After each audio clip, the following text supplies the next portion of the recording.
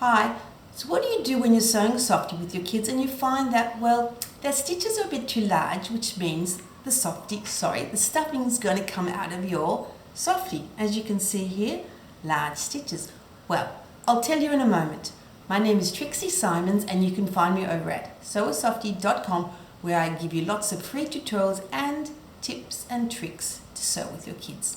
Okay, before I start, what you don't do when your kids have got these large wonky stitches is undo the stitches. Because if you're a kid and you spend all this time sewing and someone comes and undoes your stitches, well, it's really disheartening. Okay, I'll show you what you can do. Let's go. So, first of all, here's a little bit of stuffing. Let's see what happens with these large stitches which have gaps. Okay, we're going to push the stuffing through, and what you'll find is the stuffing is going to come out, which isn't really very good if you're a softie, because you don't want your stuffing coming out.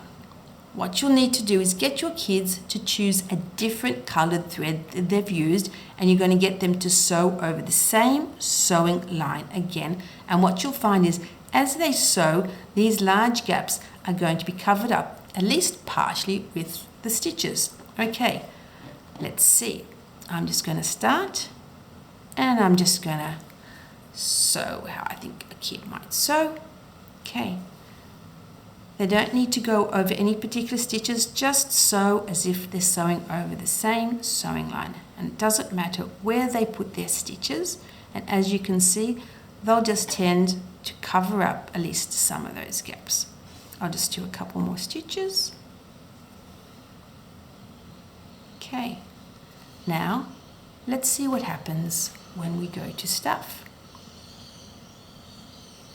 Push the stuffing in and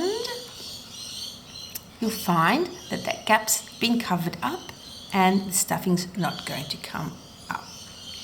Now, if you'd like more tips and tricks, then follow me on YouTube, where I'll be posting lots and lots of more tips and tricks tutorials.